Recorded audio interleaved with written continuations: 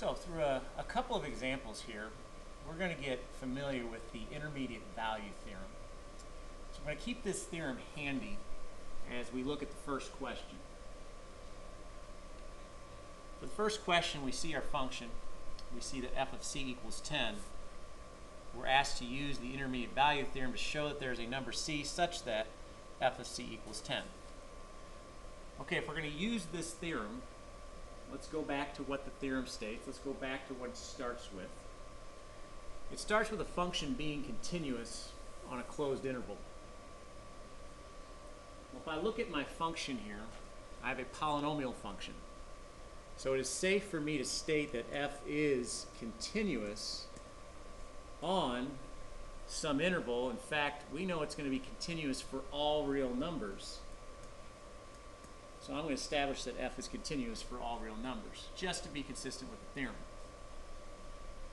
Now if we go back to how the theorem continues, it talks about n being any number between f of a and f of b. All right, well, we know what n is supposed to look like here on this problem. N is this 10 right here. The thing is, can we do a little bit better with what a and b are? Could we narrow down our search a little bit for those particular x values we could take and plug into the function so we know 10 falls between those two values? Well, to help us, we could go to the graphing calculator, we could plug in our function. So let me come back over here, pull up the calculator.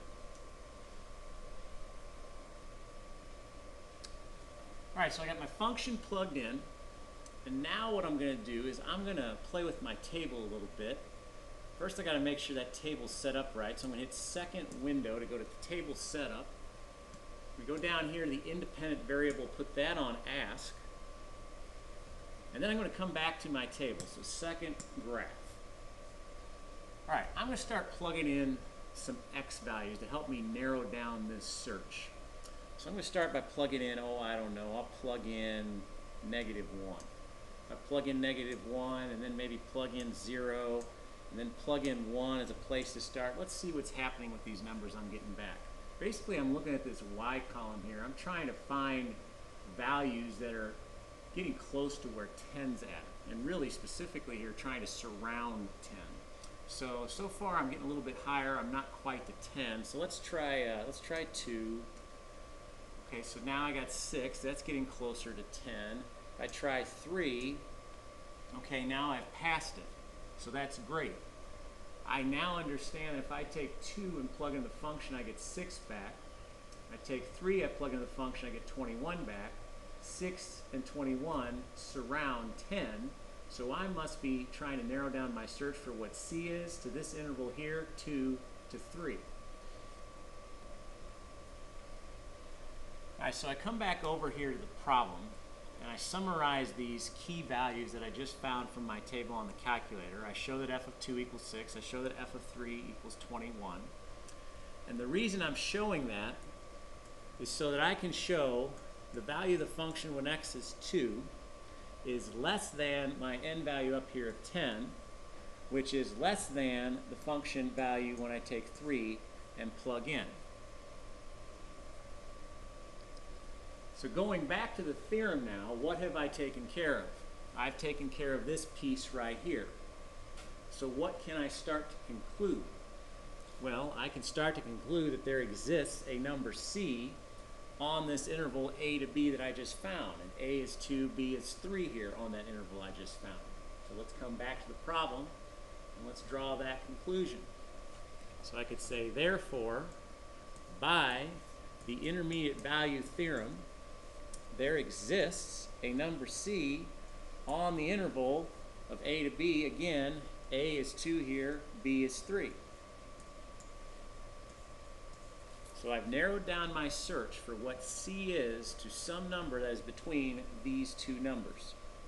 So you could say I've completed the first part of this that allows me now to proceed with the second part where we actually figure out what c is. And if we're going to figure out what c is, we go back to the original function. We know this original function here, when we take whatever c is, we plug in, we get 10. So let me write this out so that it's not f of x, but f of c equals c cubed minus c squared plus c. I'm trying to get it to where f of c is 10, so I plug in 10. That equals c cubed minus c squared plus c. And I've got kind of a tricky equation here to solve algebraically. In fact, it's going to be nearly impossible for us to solve it algebraically. So let me do this. Let me swing the 10 over. If I subtract that over, what I could do now is go back to the calculator, and I could plug in this as my function. And if I look to see where my x-intercepts are occurring, that's going to be where the value of the function is 0. I could figure out what c is going to be. So let me plug that into the calculator. Alright, so I've updated my function in the calculator. I'm going to graph this out. Keep in mind, once again, we know what interval we're working on now as far as the x values are concerned. We know we're working between 2 and 3, so it should make sense that when we graph this out, we see our x-intercept occurring right here between 2 and 3. Now, to figure out what that x value is, let's go to second trace and access our calculate menu. Let's go down to option number 2 for finding the 0. And let's set this up. From the left-hand side, move my little cursor up there so I'm to the left of this point I'm trying to find. When I'm to the left of that point, I hit enter. And now I move to the right side of that point. Once I'm to the right side of that point, hit enter. If I hit enter one more time, it gives me a 0 of 2.365. So I can state down here, therefore, my c value is going to be approximately 2.365.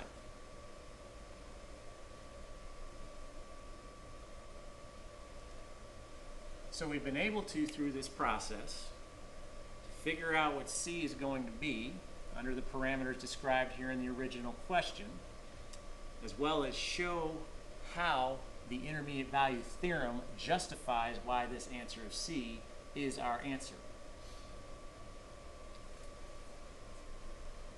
Alright, just so we can see another example now, we have a new function. Same rules apply as the last one.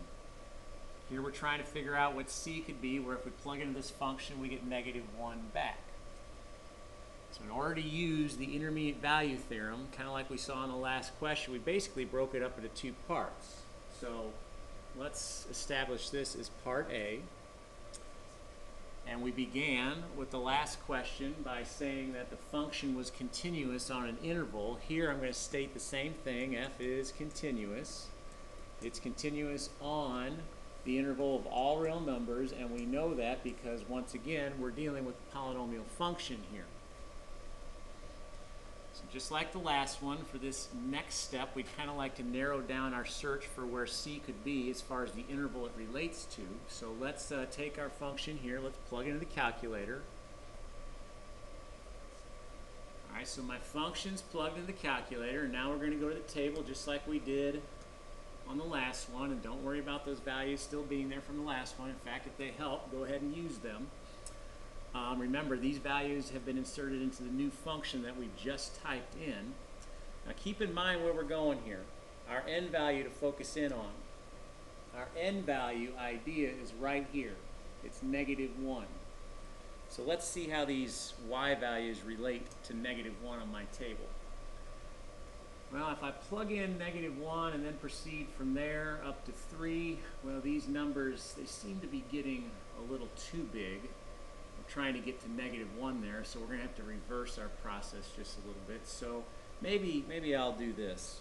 You know, -1, 0, 1, 2. Okay, 2's getting too big. Let me replace that and start to go backwards a little bit. Since I started at -1, let's go to -2 and -3 and so on and see what happens there. Okay, well, right away with the -2. The -2 takes us below that -1. The -1 up here with this value of 4 obviously is greater than -1. So let me record these values that I'm finding, because it looks like we're going to be working on the interval from -2 to -1.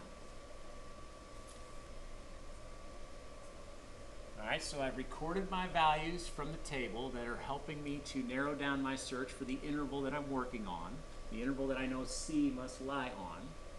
So since I know f of -2 equals -10 and f of -1 equals 4, I could say, so f of -2, because that's -10, that is less than -1, our n value, and that is less than f of -1, because f of -1 equals 4.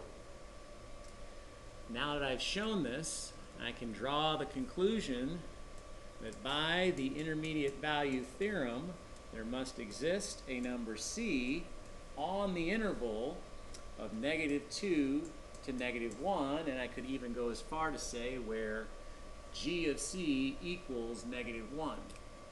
And I now notice as I look back at this that we were working with a function g as opposed to a function f, so you could argue that I'm a little bit off here with my notation. So I'm going to do this. I'm going to fix the problem. It's now f of x and now f of c. So see, everything's just fine. All right, we move on to part B, where we actually figure out what c is. So as we did before, in the last example, we took what our function was and we plugged in c so we could relate to f of c being -1. So I say f of c equals c to the 5th minus 2c cubed plus c squared plus 2. So f of c is going to equal -1. I insert -1. That equals c to the 5th minus 2c cubed plus c squared plus 2. And we're going to encounter the same kind of problem we did as the last example, because algebraically this is going to be really hard to solve. So let's take that 1, swing it over, and we'll let our graphing calculator do some work here for us. So I'm adding 1 over, get plus 3 there. All right, I'm now going to take what equals 0 here in my equation, plug that into my y equals in the calculator. All right, so we're plugged in, we're ready to go. We're going to graph this out. Remember the interval we're working on here, it's between -2 and -1. That's where we're hoping to find our c value. It makes sense here that our graph passes through the x-axis then between -2 and -1. If we find this intercept, we find that 0, we'll have our answer. So we go to second trace, the calculate menu, item number 2, the 0. We line up our cursor to the left side of that intercept. Okay, we're obviously the left side now. I hit enter. We go to the right side. Okay, just one little hop there. I'm already to the right side, so I'll hit enter. Hit enter one more time. And we find that our 0, which represents our c value to answer this question, is -1.764. So I come back over here. We'll say, therefore, c is approximately -1.764.